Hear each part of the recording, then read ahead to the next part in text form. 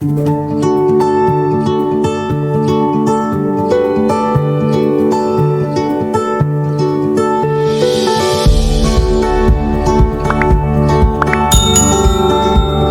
पढ़ाई नहीं रुकेगी कि हमारे ऑनलाइन लर्निंग प्लेटफॉर्म पर आज हम कक्षा 8वीं के विज्ञान विषय की एक बहुत ही बेहतरीन लर्निंग लेकर उपस्थित हैं और आज की हमारी विज्ञान विषय की एक्सपर्ट भी उतनी ही बेहतरीन आपकी चिर परिचित श्रद्धा अग्रवाल मैम है।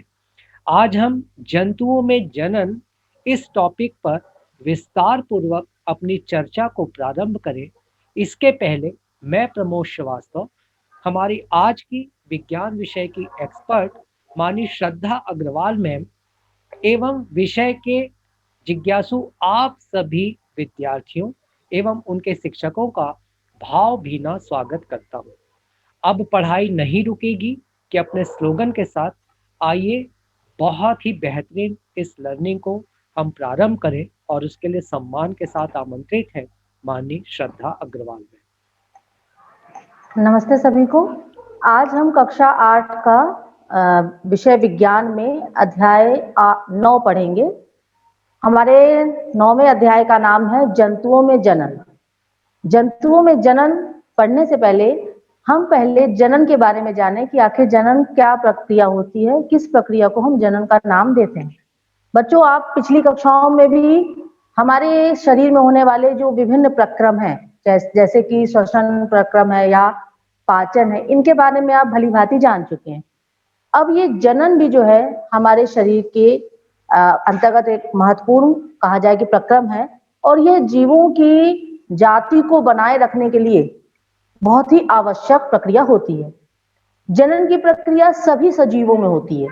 सभी सजीवों से तात्पर्य हुआ बच्चों कि पौधे भी और जंतु भी, सभी में जनन की ये प्रक्रिया निरंतर होती है और इसी प्रक्रिया के द्वारा ही जो सजीव हैं वो अपने समान जीवों को उत्पन्न करते हैं, अर्थात अपनी प्रजाति अपनी जाति को बनाए रखने की क्रिया के लिए, बनाए रखने के लिए जनन एक आवश्यक क्रिया होती है। ठीक है, तो जनन की प्रक्रिया या जनन क्या कहलाएगा?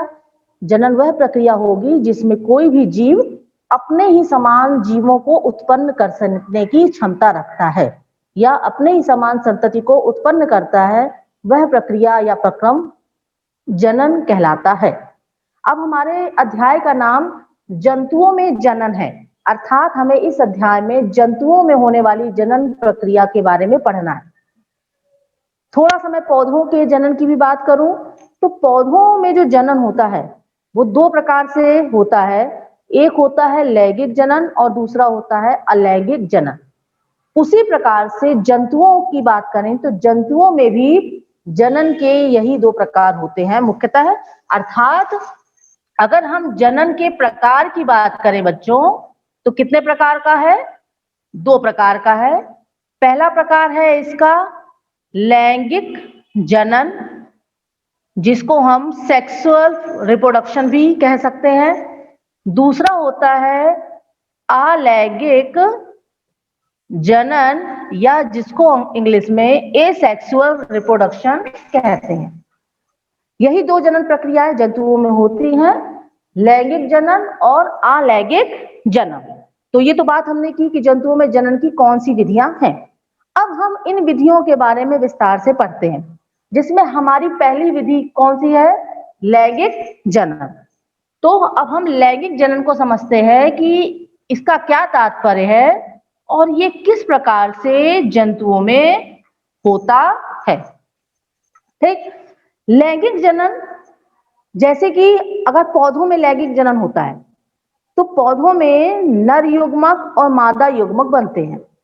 आपने पिछली कक्षा में पढ़ा होगा कि लैंगिक जनन के लिए नर युग्मक और मादा युग्मक का बनना आवश्यक है और यह नर युग्मक और मादा युग्मक आपस में मिल करके युग्मनज का निर्माण करते हैं। यही प्रक्रिया जंतुओं में भी होती है, अर्थात लैंगिक जनन के लिए नर और मादा के युग्मक का बनना आवश्यक होता है। नर युग्मक जो कि आपके नर युग्मक जैसे नाम से स्पष्ट है, ठीक है। नर का जो कोशिका है, एकल कोशिका जिसको कहेंगे, या जनन कोशिका का ही नाम है ये नर युग्मक।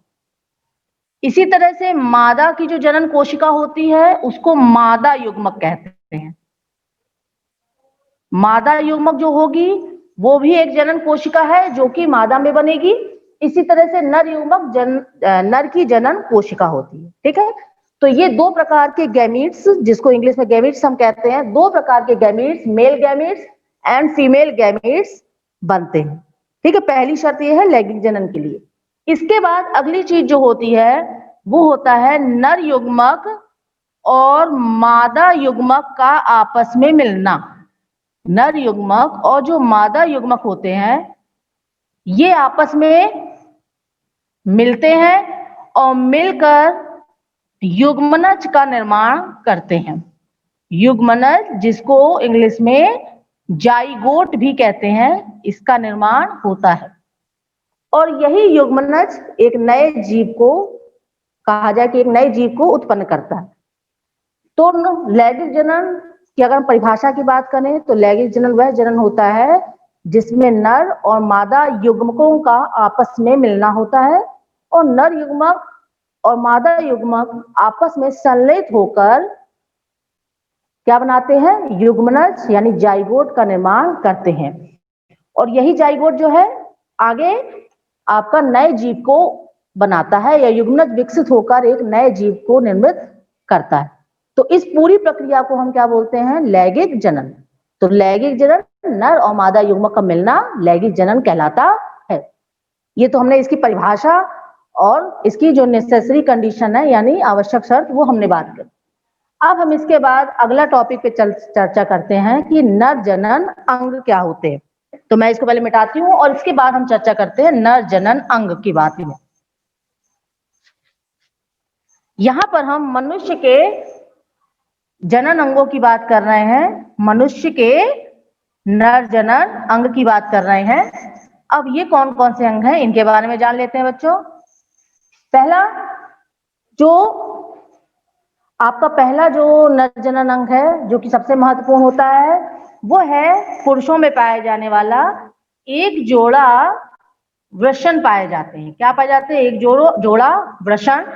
इसी तरह से एक जोड़ा शुक्राणु नलिका पाई जाती है, एक जोड़ा शुक्राणु नलिका, और एक शिश्न पाया जाता है। तो इस प्रकार से ये तीन चीजें जो हैं नर जनन अंग के अंतर्गत आती हैं। एक जोड़ा आपका टेस्टिस जिसको हम वृषण कहते हैं, दूसरा है एक जोड़ा शुक्राणु नलिका और एक पेनिस या शिश्न पाया जाता है। तो ये आपका कहलाता है नर जनन तंत्र। इसका एक नामांकित चित्र आपकी विज्ञान की पुस्तक में दिया गया है, इसको आप जरूर अभ्यास करेंगे। मैं यहाँ दिखाने का प्रयास करती हूँ कि ये पुस्तक में आपके चित्र 9.1 में दिया गया है। इसको आप अपनी किताब में देखिएगा और इसको बनाने का अभ्यास जरूर करिएगा, क्योंकि परीक्षा में मुख्यतः इनके नामांकित चित्र ही पूछे जाते हैं। तो ये नामांकित चित्र आप घर में अभ्यास करिएगा।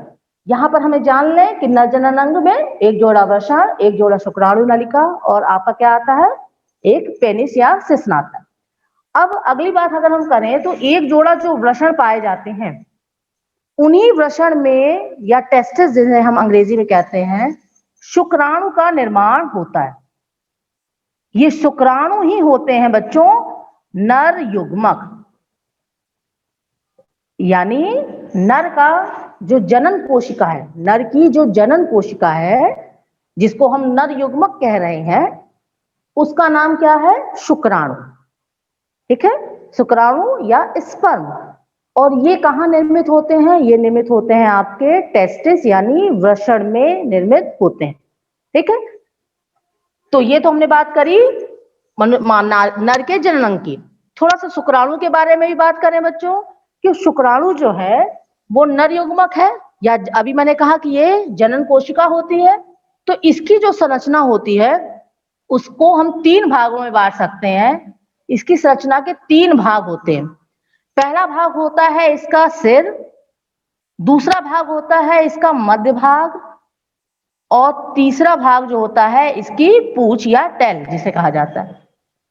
तो ये 3 भाग शुक्राणु में होते हैं, यानी नर युग्मक में होते हैं। पहला भाग इसका हेड या सिर जिसे कहा जा रहा है, दूसरा भाग इसका मध्य भाग कहलाता है, और तीसरा भाग इसका पूंछ या टेल कहलाती है। ये आप देख सकते हैं चित्र 9.2 में ये चित्र बना हुआ है। हमें इस चैप्टर में जो भी चित्र आ रहे हैं उनको जरूर अपनी कॉपी में ड्रॉ करके देखना है, क्योंकि ये चैप्टर इस साल प्रोजेक्ट वर्क में भी डाला गया है, जहां पर इन चित्रों को बनाने के लिए कहा गया है। अब हम बात करते हैं मादा जनन अंग की।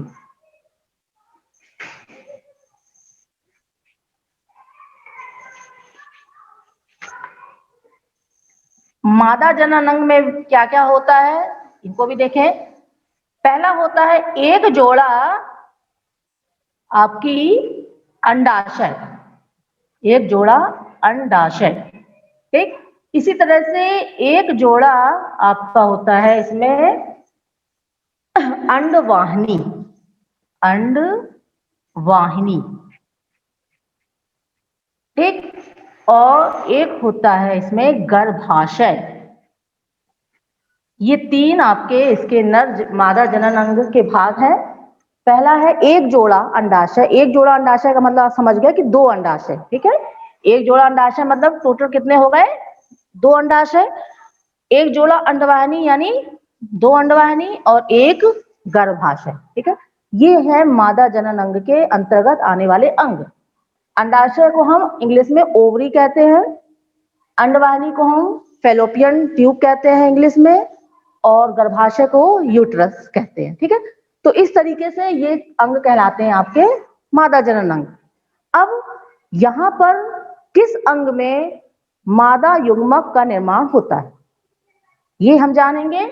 तो मादा युग्मक का निर्माण बच्चों होता है किसमें, अंडाशय में। अंडाशय यानी ओवरी जो होती है, उस ओवरी में मादा युग्मक का निर्माण होता है, और इस मादा युग्मक को हम कहते हैं अंडाणु। अंडाणु या एग कहते हैं, जिसका निर्माण कहां पर होता है, अंडाशय में। हर महीने इन 2 अंडाशयों में से किसी एक अंडाशय द्वारा एक एग का निर्माण किया जाता है, जो कि अल्टरनेट होता है, एक बार एक अंडाशय से तो अगली बार दूसरे अंडाशय से। तो कहने का मतलब कि जो आपके अंडाणु यानी जिसको हम मादा युग्मक कह रहे हैं, उसका निर्माण कहाँ होता है, अंडाशय यानी ओवरी के अंदर होता है, और ये अंडाणु ही हमारा मादा युग्मक कहलाया। तो इस तरीके से बच्चों हमने क्या जान लिया कि नर जनन तंत्र के अंतर्गत कौन से अंग होते हैं और मादा जनन तंत्र के अंतर्गत कौन से अंग होते हैं। इन अंगों के नाम भी आप जरूर याद कर लीजिएगा, और साथ में जो मादा जनन तंत्र का चित्र दिया है उसे भी ड्रॉ कर लीजिएगा। आगे हम बढ़ते हैं। अब निषेचन क्या होता है ये तो हमने जान लिया कि नर युग्मक, अभी मैंने आपको बताया था कि लैंगिक जनन के लिए नर युग्मक और मादा युग्मक का होना आवश्यक है। नर युग्मक और मादा युग्मक। अब इनका निर्माण कहाँ होता है ये हमने जाना। अब हम इसके आगे की प्रक्रिया को समझते हैं कि क्या है। ये सारी चीजें हम लैंगिक जनन के अंतर्गत अभी पढ़ रहे हैं। निषेचन, जिसको इंग्लिश में फर्टिलाइजेशन भी कहते हैं। देखिए, अब नर युग्मक का जिसको हम कह रहे हैं, जो कि होता है आपका क्या, शुक्राणु। शुक्राणु क्या है, नर युग्मक, ठीक। मादा युग्मक जो कि कहाँ बनता है, अंडाशय में। मादा की अंडाशय में बनता है, जिसको क्या बोल रहे हैं, अंडाणु, ठीक। ये दोनों जब बनते हैं तो इन दोनों का संलयन, संलयन यानी आपस में मिलना, और मिलने से क्या बन जाता है, युग्मनज, जिसको हम जाइगोट कहते हैं।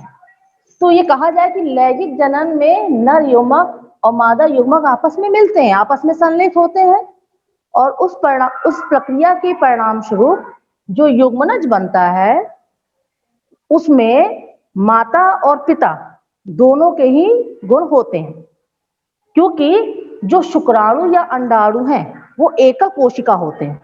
पिछले जब मैंने क्लास ली थी तो आपको कोशिका के बारे में पढ़ाया था और आपको हमने बताया था कि कोशिका के अंदर कौन कौन से कोशिकांग पाए जाते हैं, और ये भी बताया था बच्चों कि कोशिका के अंदर जो केंद्रक पाया जाता है उसमें गुणसूत्र पाए जाते हैं, है ना।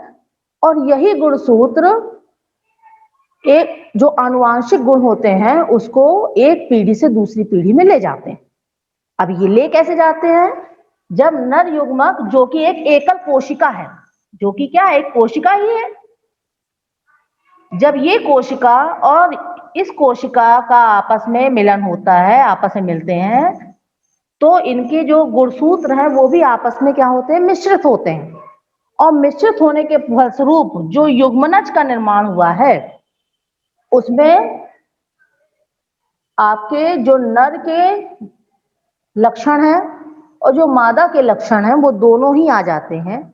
इसके कारण कहा जाए कि इनके गुणों का, इनके जो गुण हैं उनका सम्मिश्रण हो जाता है, या जो लक्षण है वो एक पीढ़ी से दूसरी पीढ़ी में चले गए, यानी माता पिता यानी जो जनक है उन जनक से लक्षण कहाँ चले गए, उनकी संतति, संतति यानी ये युग्मनज जो बन रहा है वही अंत में आगे जाकर एक शिशु का निर्माण करेगा, तो उस शिशु में उनके लक्षण या गुण जो है वो आ जाते हैं।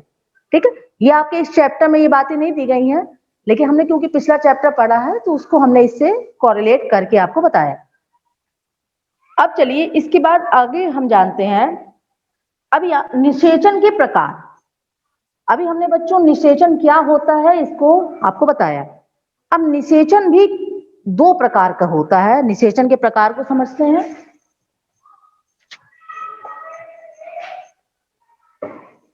निषेचन दो प्रकार का है।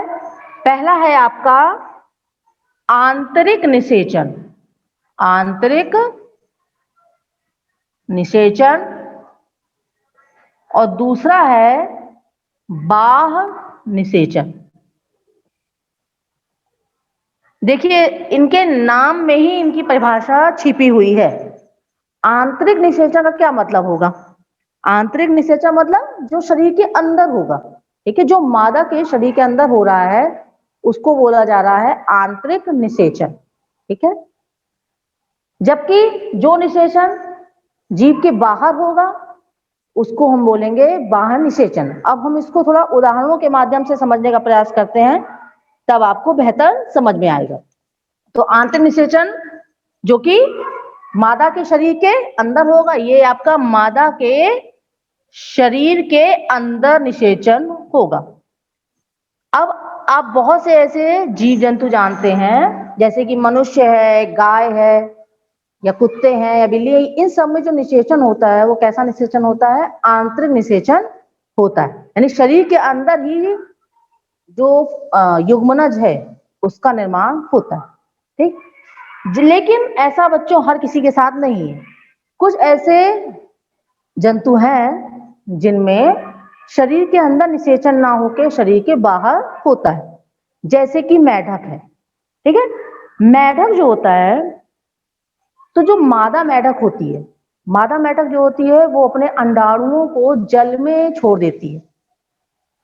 अपने जो एग हैं उनको किस में छोड़ देती है? जल में छोड़ देती है, और जल में ही जो नर मेढक है उसके शुक्राणु के द्वारा उसका फिर निषेचन किया जाता है। तो ये निषेचन कहाँ होता है? शरीर के बाहर हो रहा है, जल में हो रहा है, तो इसको हम बाह्य निषेचन कह सकते हैं। ठीक, इसी तरह और भी जंतु हैं जो कि जिनमें कि बाह्य निषेचन पाया जाता है, जैसे कि मछली है, स्टार फिश है, ये बाह्य निषेचन करने वाले जीव जंतु कहलाते हैं। अब जाहिर बात है बच्चों कि क्योंकि इनमें निषेचन शरीर के बाहर हो रहा है, जैसे जल में हो रहा है, तो जो मादा मेढक है वो एक बार में कई एग देती है, कई अंडे देती है, और ये अंडों पे कोई कवच भी नहीं होता है, जिसके कारण इनके नष्ट होने की जो संभावना है वो बहुत ज्यादा होती है। और कई बार ये अंडे दूसरे जो जंतु हैं उनका भोजन भी होते हैं, जिसके कारण निषेचन की संभावना क्या होती है? कम होती है।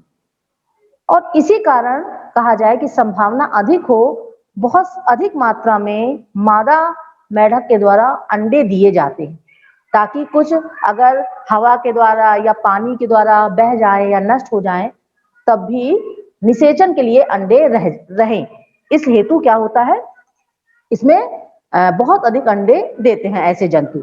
जबकि अभी हमने मनुष्य की बात करी, तो मनुष्य में जो है वो मादा केवल एक अंडा हर माह देती है। एक अंडे का निषेचन, एक अंडे का ही उत्सर्जन मादा के जनन अंगों से होता है। लेकिन यहाँ पर हम देख रहे हैं कि बहुत से एग दिए जाते हैं। उसका कारण यही है क्योंकि बाह्य निषेचन में एग के नष्ट होने की जो संभावना है वो ज्यादा होती है। चलिए अब हम इसके बाद बात करेंगे, ये निषेचन तो हमने जान लिया कि आंतरिक और बाह्य निषेचन क्या होते हैं। परीक्षा में अगर आपसे इनकी परिभाषा या उदाहरण पूछा जाए तो आप भली भांति इसको बता सकते हैं। अब हम आगे बात करते हैं भ्रूण का परिवर्धन। ये हमारा इसका अगला टॉपिक है, भ्रूण का परिवर्धन।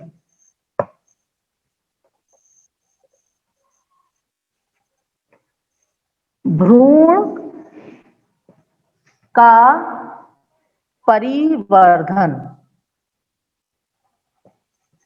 बच्चों, अभी हमने लैंगिक जनन में ये तो जाना कि नर युग्मक और मादा युग्मक आपस में मिलकर क्या बनाते हैं, युग्मनज। हमने यहां तक जान लिया है। लेकिन ये युग्मनज यानी जो जाइगोट है उसका कैसे आगे शिशु में परिवर्तन होता है, इसी को हम भ्रूण का परिवर्धन शब्द कह रहे हैं। ठीक है, अब जो युग्मनज आपका निर्मित हुआ है, आपका जो ये युग्मनज लैंगिक जनन में बनता है, ये युग्मनज क्या है, यही भ्रूण में आगे जाके क्या होता है, परिवर्तित हो जाता है। और ये कैसे होता है, जो युग्मनज की कोशिकाएं होती हैं, ठीक है, युग्मनज अभी एकल कोशिका के रूप में है और ये कोशिका जो है लगातार क्या होती है, विभाजित होती जाती है। ठीक है, और विभाजित होकर ये कोशिकाओं का बहुत बड़ा गोला बना लेती है। अब इन कोशिकाओं में बहुत सी कोशिकाएं जो होंगी वो क्या करेंगी, उत्तकों का निर्माण करेंगी। हमने पिछले चैप्टर में ही पढ़ा था कि उत्तक क्या होते हैं। उत्तक क्या होते हैं, एक समान कोशिकाएं जो कि संरचना और कार्य में समान है, वो क्या कहलाती हैं, उत्तक। और ये उत्तक ही क्या मिलके बनाते हैं, अंग का निर्माण करते हैं। और अंग किसका निर्माण करते हैं, हमारे शरीर के अंग तंत्र का निर्माण करते हैं। यानी अगर हम ये कहें कि इस एक कोशिका के द्वारा पूरे शरीर का निर्माण होता है। और ये कैसे होता है, इनमें सेल डिवीजन, कोशिका के अंदर सेल डिवीजन होता है। सेल डिवीजन मतलब कोशिका विभाजन होता है। और कोशिका विभाजन के परिणाम स्वरूप बहुत सारी कोशिकाएं बनेंगी और यही कोशिकाएं उत्तकों का निर्माण करेंगी और यही कोशिकाएं, ये उत्तक जो है वो अंगों का निर्माण करेंगे और इस तरीके से पूरे शिशु का निर्माण होता है। तो इस तरीके से भ्रूण का परिवर्धन होता है। धीरे धीरे यही कोशिकाएं हाथ पैर और शरीर के जो बाकी अंग हैं उनका भी क्या करेंगी, निर्माण करेंगे। यहाँ पर एक शब्द आता है कि गर्भ क्या है या गर्भ किसे कहते हैं, ये परिभाषा। तो भ्रूण की वह अवस्था जिसमें सभी शारीरिक भागों की पहचान हो सके, यानी भ्रूण की वह अवस्था की बात कर रहे हैं जिसमें उसको पहचाना जा सके, उस अवस्था को हम कहेंगे गर्भ। जब हम उसके शरीर के सभी भागों को पहचान सकें और बता सकें कि ये किस जंतु का है, तो इसको कहा जाएगा गर्भ। गर्भ का विकास पूरा हो जाता है तो क्या होता है कि जो माँ है वो नवजात शिशु को जन्म देती है। तो इस तरीके से ये पूरा प्रक्रम होता है। अब अगर हम बात करें मुर्गी की, तो मुर्गी में भी जो कि एक जंतु है वो, उसमें आंतरिक निषेचन ही होता है। लेकिन आंतरिक निषेचन के बाद जो आपका उसका एग है वो एक कवच के साथ उत्सर्जित होता है बाहर शरीर के, और इसका जो परिवर्धन है पूरे एग का वो शरीर के बाहर ही होता है। और इसको जो इंक्यूबेशन इसका पीरियड होता है एक मुर्गी का, चूजा बनने के लिए जो इंक्यूबेशन पीरियड है वो लगभग होता है आपका 3 सप्ताह का समय लगता है उस अंडे से तोड़कर नए चूजे को निकलने में। तो ये तो हमने बात करी कि कैसे उसमें गर्भ का विकास हो रहा है। बाह्य निषेचन, चलिए इसके बाद हम जानते हैं अगला टॉपिक, जरायुज और अंडपरजक जंतु क्या होते हैं। जरायुज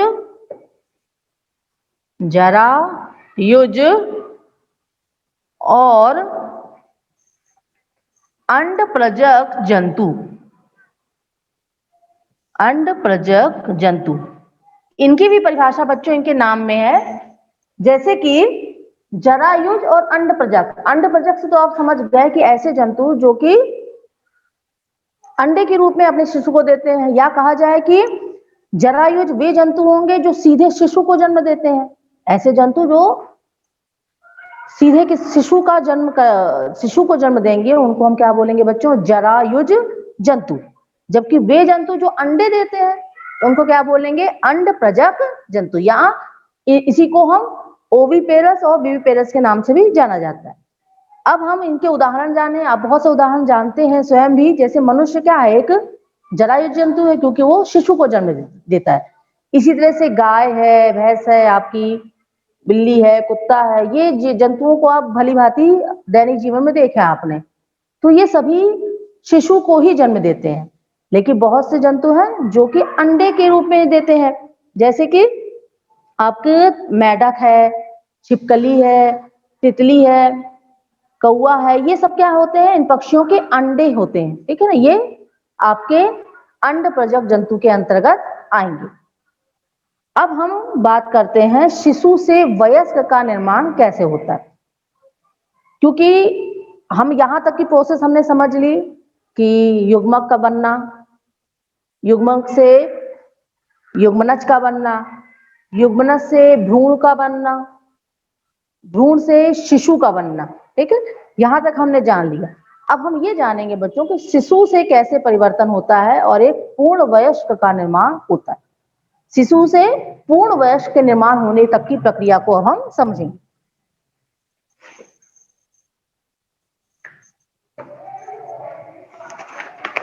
आपने बच्चों शिशु जो जीव जंतुओं के जो शिशु होते हैं उनको अवश्य ही देखा होगा, बहुत से जंतुओं को देखा होगा। उनका धीरे धीरे परिवर्तन होकर जब वो एक पूर्ण वयस्क में परिवर्तित होते हैं तो उसमें काफी अंतर होता है। अर्थात प्रारंभिक जो स्थिति थी उनकी शिशु अवस्था से लेकर धीरे धीरे जब वो वयस्क अवस्था में आते हैं तो उनके आकार प्रकार में काफी ज्यादा अंतर हो जाता है, उनके शरीर में काफी अधिक अंतर होता है। तो इस प्रक्रिया को कहा जाता है कायांतरण। कायांतरण किसे कहेंगे फिर हम?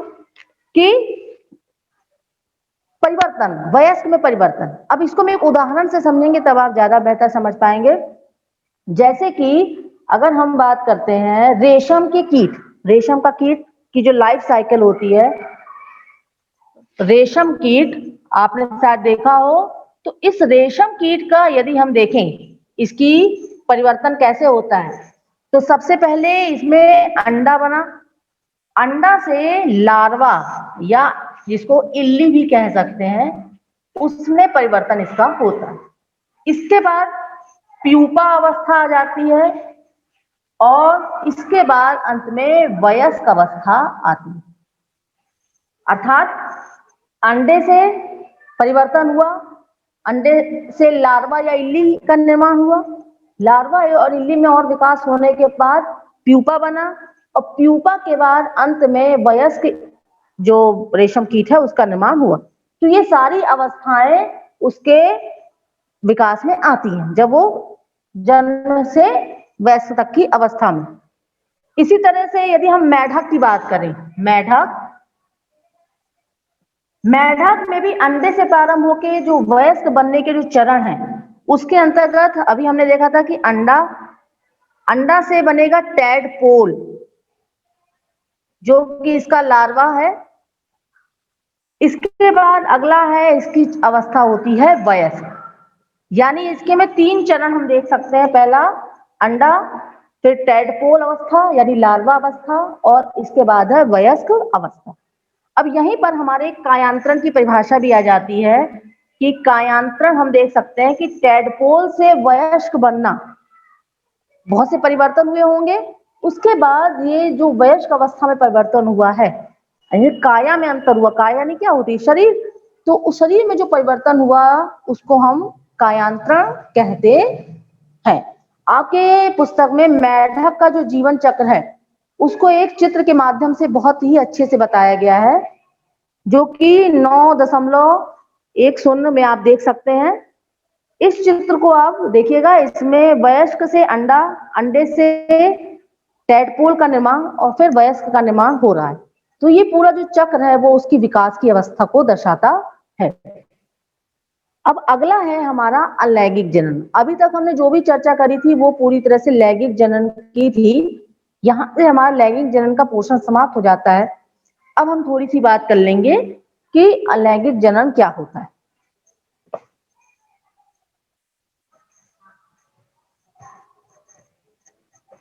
अलैंगिक जनन, जिसको हम एसेक्सुअल रिप्रोडक्शन भी कहते हैं, अलैंगिक जनन। बच्चों, अभी हमने जिन जंतुओं की बात करी है उनसे आप ज्यादा परिचित हैं, ठीक है। देखिए, बहुत से ऐसे जंतु होते हैं जो कि बहुत ही सूक्ष्म होते हैं और सूक्ष्मदर्शी द्वारा देखे जाते हैं। तो ऐसे जंतुओं में आपका एसेक्सुअल रिप्रोडक्शन या अलैंगिक जनन पाया जाता है। आपकी सिलेबस में दो जंतु हाइड्रा और अमीबा के एसेक्सुअल रिप्रोडक्शन को दर्शाया गया, तो हम इनके बारे में चर्चा करते हैं और इन्हीं को उदाहरण मानकर दो विधियां अलैंगिक जनन की हम पढ़ेंगे। तो अलैंगिक जनन को परिभाषित करने से पहले मैं थोड़ा विधि का नाम बता देती हूं आपको। यहां पर हम दो विधियां पढ़ेंगे। पहली विधि है मुकुलन और दूसरी विधि है आपकी द्विखंडन। मुकुलन यानी जिसको हम बडिंग कहते हैं, और द्विखंडन यानी बाइनरी फिशन। अब अलैंगिक जनन, जैसे इसके लैंगिक के आगे आ लगा हुआ है, ठीक है ना। इसमें क्या होता है कि नर या मादा युग्मक का निर्माण नहीं होता, जैसा कि हमने लैंगिक जनन में पढ़ा था। लैंगिक जनन में क्या होता है, नर युग्मक और मादा युग्मक का निर्माण होता है और उन दोनों के सम्मिलन से नए जंतु बनता है, जाइगोट बनता है। लेकिन यहां पर अलैंगिक जनन में एक ही जनक, ध्यान रखिएगा, एक ही जनक से आपका नए जीव या संतति की उत्पत्ति होती है, तो इसको हम अलैंगिक जनन कहते हैं। इसमें नर या मादा युग्मक नहीं बनते हैं, बल्कि अन्य तरीकों द्वारा जनन या अन्य तरीकों द्वारा नए पौधा या नया जंतु का निर्माण होता है। अब हम इसको समझने के लिए हाइड्रा का उदाहरण लेते हैं। हाइड्रा जो है एक सूक्ष्म जीव है आपका। अब इसमें हम जो जनन की प्रक्रिया है उसको समझने का प्रयास करते हैं, ठीक है। इसको मैं एक चित्र के माध्यम से दर्शाने की कोशिश करती हूं आपके लिए। जैसे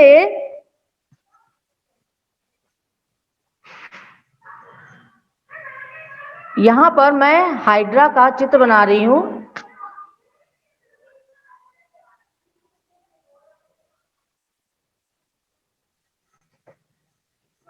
इस हाइड्रा में, ये एक हाइड्रा मैंने बना दिया है। अब इस हाइड्रा में जो मुकुलन की विधि है यानी बडिंग, वो कैसे होती है। शरीर का कोई भी भाग, इसका ये शरीर का भाग है, उधर से कहीं से भी कोई उभार उत्पन्न होता है। जैसे एक उभार मैंने बनाया, ये उभार ही क्या होता है, विकसित होता है। और जब पूर्ण विकसित हो जाता है तो इस हाइड्रा के भाग से अलग होकर नया हाइड्रा का निर्माण करता है। तो ये जो विधि कहलाती है वो कहलाती है मुकुलन, अर्थात हाइड्रा में एक या अधिक उभार दिखते हैं और यही उभार विकसित होकर नया जीव बनाते हैं, यानी नया हाइड्रा बनाते हैं। और इस विधि को क्या कहते हैं बच्चों, मुकुलन। और ये जो बनने वाला जो बडिंग टाइप की हमने दिखाई थी, इसको मुकुल बोलते हैं। इसको क्या बोलते हैं, मुकुल। और यही कट कर अलग हो जाता है और अलग होके फिर नया हाइड्रा का निर्माण करता है। तो ये पूरी प्रोसेस जो होती है वो कहलाती है मुकुलन। अब आपने देखा कि यहाँ पर एक हाइड्रा का एक जो जीव है उसने ही नए जीव को उत्पन्न किया, ठीक है। तो ये जो तरीका है वो आपका क्या कहलाता है, अलैंगिक जनन का एक तरीका है। और मुकुलन इसका एक विधि है। अलैंगिक जनन के अंतर्गत आने वाली एक विधि का नाम है मुकुलन, जिसका उदाहरण क्या है? हाइड्रा। तो हाइड्रा में मुकुलन कैसे होता है ये हमने अभी जाना। अगली जो विधि है वो विधि कहलाती है बाइनरी फिशन, जिसको द्विखंडन कहा जाता है। इसको हम अमीबा में देखेंगे। अमीबा का नाम आप सबने सुना होगा। अमीबा जो होता है बच्चों, एक कोशिकीय जीव होता है। एक कोशिकीय मतलब उसके जीवन की समस्त क्रियाएं केवल एक ही कोशिका के अंदर होती हैं। अब एक ही कोशिका के अंदर सारी क्रियाएं होने का मतलब है कि जनन की प्रक्रिया के लिए भी यही एक कोशिका ही काफी है। अब इसमें जो जनन की तरीका है वो होता है द्विखंडन। द्विखंडन मतलब क्या होता है? दो भागों में टूटना। ठीक है। अब अमीबा का जो होता है कोई भी आकार नहीं होता, आपको मालूम है अमीबा अनिश्चित आकार का है। ये हमने इसका केंद्रक बना दिया थोड़ी देर के लिए, ये इसका केंद्रक होता है। ठीक है। जब इसमें विभाजन होगा तो विभाजन होने पर क्या होगा कि ये जो केंद्रक है, ये केंद्रक दो भागों में क्या होता है? बंटता है। ये केंद्रक क्या हो जाता है? दो भागों में विभाजित होता है और दो कोशिकाओं का निर्माण होता है। ठीक है। और दो नए संतति जो अमीबा है उनका निर्माण होता है। तो द्विखंडन या बाइनरी फिशन में क्या होता है कि जो अमीबा का केंद्रक है वो विभाजित होता है और विभाजित होकर दो समान कोशिकाओं का निर्माण करेगा, जिसमें अपने अलग अलग केंद्रक होंगे। तो इस तरीके से एक से दो अमीबा का निर्माण हो जाता है। इसको हम बाइनरी फिशन या द्विखंडन के नाम से कहते हैं। इसमें भी आप देख सकते हैं कि किसी प्रकार के युग्मक का निर्माण नहीं हुआ है, बल्कि अमीबा की एक कोशिका ने ही अपने समान दो अन्य अमीबा कोशिकाओं को उत्पन्न कर दिया। ठीक है। तो इसको हम अलैंगिक जनन के अंतर्गत रखेंगे और ये अलैंगिक जनन की द्विखंडन विधि कहलाती है, जिसको हमने अमीबा में पढ़ लिया। हालांकि और भी बहुत सी विधियां होती हैं एसेक्सुअल रिप्रोडक्शन की, लेकिन आपके सिलेबस के अनुसार दो विधियां इसमें दी गई। तो इस प्रकार बच्चों ये चैप्टर हमने जाना, जो कि समाप्त हो गया है। लेकिन अब हम इसको एक बार रिवीजन करते हैं कि आखिर इस चैप्टर में हमने क्या क्या पढ़ा। पहले तो बच्चों हमने जाना कि जो जंतु होते हैं वो दो विधियों द्वारा प्रजनन क्रिया करते हैं। पहली विधि होती है लैंगिक जनन और दूसरी विधि होती है आपकी अलैंगिक जनन। लैंगिक जनन वह जनन होता है जिसमें नर युग्मक और मादा युग्मक आपस में फ्यूज होकर, आपस में संलयित होकर जाइगोट यानी कि युग्मनज का निर्माण करते हैं। तो ऐसा जनन क्या कहलाएगा? लैंगिक जनन। हमने मनुष्य में नर जनन तंत्र के अंतर्गत कौन से अंग होते हैं? एक जोड़ा वृषण होता है, एक जोड़ा आपका शुक्राणु नलिका होती है और शिश्न होता है। ये आपके नर जनन अंग के अंतर्गत आते हैं। महिला जनन अंग या मादा जनन अंग के अंतर्गत हमने जाना कि एक जोड़ा ओवरी यानी कि अंडाशय होते हैं, एक जोड़ा फैलोपियन ट्यूब यानी कि अंडवाहिनी होती है और एक आपका गर्भाशय या यूट्रस पाया जाता है। नर जनन युग्मक का निर्माण कहाँ होता है? आपका टेस्टिस यानी कि टेस्टिस जिसको हम वृषण कहते हैं उसमें होता है। मादा युग्मक का निर्माण कहाँ होता है? अंडाशय में होता है। ठीक, ये चीजें हमने जानी। शुक्राणु क्या है? नर युग्मक का नाम है। ठीक है, शुक्राणु नर युग्मक का नाम है और अंडाणु मादा युग्मक का नाम है। और अंडाणु और शुक्राणु के आपस में मिलने और जाइगोट का बनना क्या कहलाता है? फर्टिलाइजेशन यानी कि निषेचन। यहां तक की प्रोसेस हमने जान ली थी। निषेचन कितने प्रकार के होते हैं? दो प्रकार के, आंतरिक निषेचन और बाह्य निषेचन। आंतरिक निषेचन जब निषेचन की प्रक्रिया शरीर के अंदर होती है, बाह्य निषेचन जब निषेचन की प्रक्रिया शरीर के बाहर होती है, जैसे कि मेढक में होता है। ठीक, इसी तरीके से युग्मनज से भ्रूण कैसे बना? युग्मनज के लगातार विभाजन द्वारा क्या बनता है बच्चों? भ्रूण का निर्माण होता है। और भ्रूण की वृद्धि के उपरांत उसका शरीर से जब शिशु के रूप में या अंडे के रूप में निमोचित किया जाता है, और ऐसे जंतु जो शिशु को जन्म देते हैं वो क्या कहलाते हैं? जरायुज, और जो अंडों के रूप में देते हैं वो अंडप्रजक कहलाते हैं। जरायुज जंतु जैसे मनुष्य, गाय, और आपके अंडप्रजक जैसे कि मुर्गी है, मेढक है, छिपकली है, इनका। कायांतरण क्या होता है? लार्वा का विभिन्न परिवर्तनों द्वारा वयस्क जंतु में परिवर्तन होना या बदलना क्या कहलाता है? कायांतरण। काया में अंतर होना कायांतरण कहलाएगा। अलैंगिक जनन वह जनन जिसमें नर युवक या मादा युवक नहीं बनते, बल्कि एक ही जनक नए जीव को उत्पन्न करता है, उसको हम बोलते हैं अलैंगिक जनन। हाइड्रा में मुकुलन पाया जाता है, अमीबा में आपका द्विखंडन विधि द्वारा अलैंगिक जनन होता है। तो इस प्रकार से हमने जंतुओं में होने वाली प्रजनन विधियों को पूरी तरह से जान लिया है। आपको इस चैप्टर में ध्यान रखना है कि चित्रों का बहुत उपयोग करना है, क्योंकि ये सारी चीजों के लिए एग्जाम में आपको चित्र जरूर बनाना है, और नामांकित चित्र बनाना है, स्वच्छ साफ नामांकित चित्र, जो कि ब्लैक बोर्ड में अभी बनाना संभव नहीं था। आप उसको अपनी कॉपी में जरूर बनाएं, और जो मैंने बताया है उसको जरूर नोट डाउन कर लें, ताकि आपको अपनी एग्जाम के समय दिक्कत ना हो। तो इस प्रकार से ये चैप्टर बच्चों समाप्त होता है। अगले क्लास में हम अगला जो चैप्टर है 10वां चैप्टर, उसका अध्ययन करेंगे। ठीक है, धन्यवाद आपको।